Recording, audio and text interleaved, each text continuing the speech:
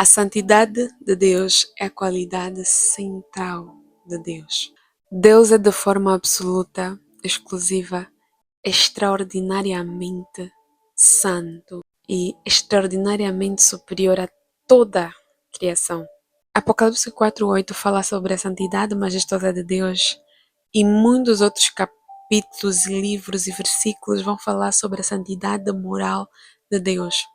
Esse é um atributo muito importante dentro do cristianismo, muito importante, porque é um dos atributos de Deus que Ele comunica conosco, que Ele comunicou conosco.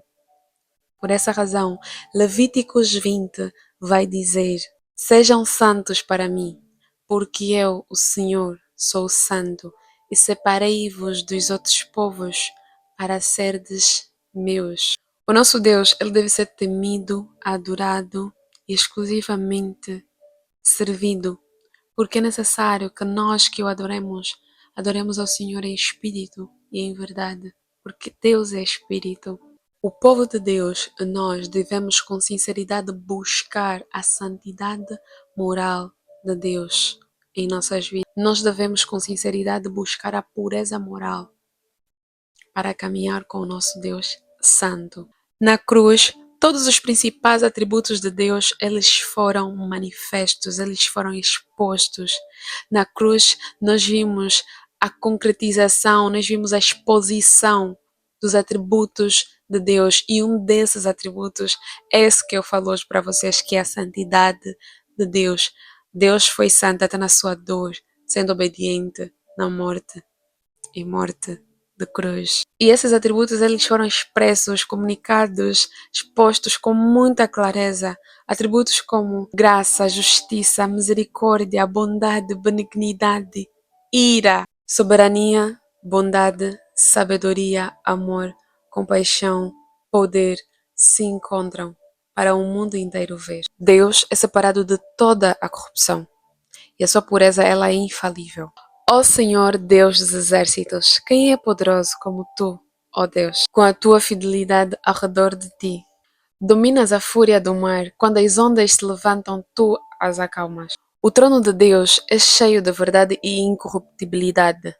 Salmos 89, no versículo 14, diz: Justiça e direito são o fundamento do seu trono. Graça e verdade te precedem. A santidade de Deus ela é manifesta em todos os outros atributos que ele tem, que ele carrega. E separar qualquer outro atributo de Deus sem esse é distorcer o caráter de Deus. Por exemplo, no amor, soberania, sabedoria, compaixão, omnipresença e até na ira, nós enxergamos a santidade de Deus. Sim, a ira de Deus é santa.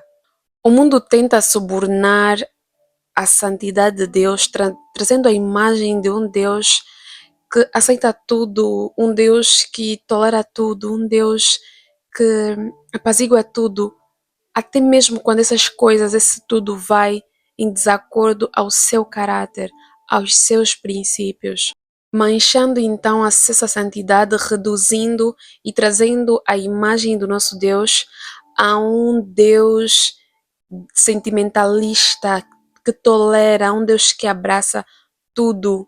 E tudo isso que o mundo tenta trazer ele é fora do juízo e da justiça de Deus. O nosso Deus é um Deus santo. Ninguém consegue chegar aos pés da santidade de Deus. O nosso Deus, ele está sentado no trono. Nós vimos em Apocalipse 4, no versículo 8, como o Senhor é santo na sua majestade. Os anjos não param de cantar santo, santo, santo, porque nós quando enxergamos Deus, nós não conseguimos ver outra coisa a não ser essa santidade que nos constrange e nos faz ver que nós precisamos emergentemente de uma solução para nos aproximarmos a Ele, para nos aproximarmos no Santo dos Santos. Jeremias 17:9 diz que o coração do homem é desesperadamente corrupto. O coração do homem, ele é desesperadamente corrupto. O atributo da santidade provém de Deus. Só Deus pode partilhar esse atributo conosco, com os homens.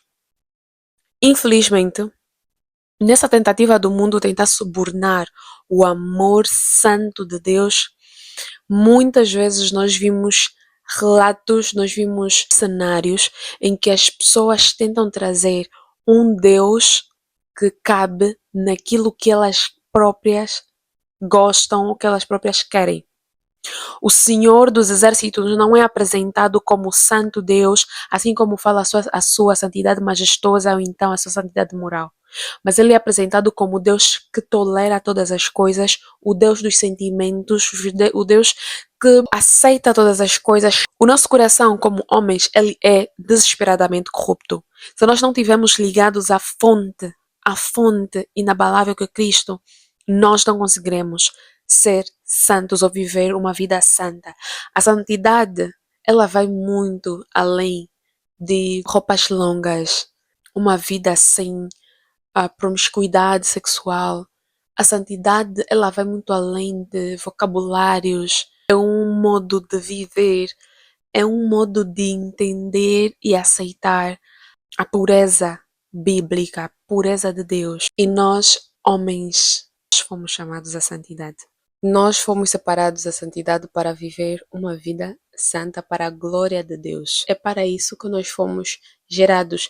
É por esse motivo que nós nascemos, para a honra e glória de Deus. No livro de 1 Pedro, no capítulo 1, versículo 15, diz: Assim como é santo aquele que vos chamou, sejam também santos em toda a vossa maneira de viver. Nós temos um chamado à santidade a partir do momento que nós fomos separados do mundo corruptível e passamos a viver uma vida incorruptível, assim como nosso Deus é. Então nós precisamos todo momento, desesperadamente, ansiar por essa mesma forma de viver, que é a nova identidade que nós hoje adquirimos, que nós hoje temos, que é filiação por intermédio de Cristo Jesus. Ainda que o mundo tentasse subornar esta santidade de Deus, trazendo outros aspectos, outras formas, outras visões, outras ideologias, o Senhor é e Ele permanecerá o que Ele é. E nada, repito, nada pode manchar a santidade de Deus.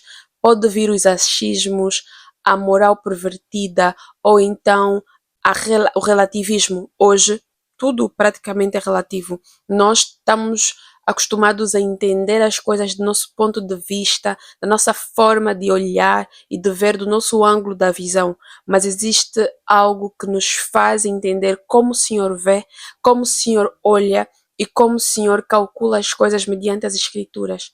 Então, ainda que o mundo venha relativizar muitas coisas, mas nós permaneceremos e devemos permanecer com aquilo que as Escrituras dizem. Nós devemos parar onde as Escrituras param e nós devemos continuar quando as Escrituras nos mandam continuar. A nossa vida, ela deve ser um espelho do Deus que nós servimos e a glória de Deus majestosa não para no seu trono porque os homens entendem ou entenderam de uma forma diferente a visão da vida. O Senhor é santo, incorruptível. O Senhor é, e ele não deixa de ser, porque os homens entenderam ou entendem diferente as visões que temos na terra consoante aquilo que as escrituras falam. O nosso guia de fé e prática é a palavra de Deus, e por ela nós somos regidos, formados, caminhados e guiados. Não existe mais outro guia de fé e prática. A palavra de Deus é o nosso único guia de fé e praticidade. Então, ainda que eu tente trazer uma visão diferente daquela visão de Deus, o Senhor não deixa de ser, porque eu entendi diferente. O Senhor é, e as suas vestes elas são limpas, jamais serão manchadas, jamais serão corrompidas por causa da visão que o homem tem ou teve de certos aspectos e certas situações da nossa sociedade. Ainda que nós vivamos uma vida incorruptível, acreditando que nós estamos a agradar a Deus, no fim nós ouviremos: ou te conheço, ou nunca te conheci, aparta-te de mim. 1 de Pedro 1,14 vai exortar a nós cristãos não vivendo desobedientes como outrora nós vivíamos, como filhos que não tinham um pai. Como filhos obedientes, não vivam conforme as paixões que tinham anteriormente quando ainda estavam na ignorância. Então, o Senhor nos exorta a sermos filhos obedientes. A Bíblia diz no livro de Hebreus 12 que o Senhor repreende e açoita todos aqueles que Ele ama, pois se nós não aceitarmos a correção, não somos filhos, mas bastardos. Ou seja, os filhos ouvem a voz do pastor e os filhos seguem a voz do pastor. A Bíblia diz que as minhas ovelhas conhecem a minha voz. E precisamos entender que quando o Senhor fala, o Senhor, pelas suas escrituras, quando o Senhor fala por intermédio de outras pessoas, o Senhor está a nos repreender, a nos trazer de volta a nossa verdadeira identidade. Nós precisamos nos posicionar, nós precisamos nos policiar e nós precisamos honrar o nosso Deus na nossa forma de viver, ainda que isso nos custe muito, mas precisamos sempre escolher obedecer a Deus. No princípio da minha conversão, eu tinha muitas questões em relação ao porquê que o Senhor me escolheu no meio de tanta gente, a querer entender realmente porquê, porque eu, o que, que eu tinha, porque eu não procurava Deus, eu não só queria saber de Deus, mas porque o Senhor me escolheu.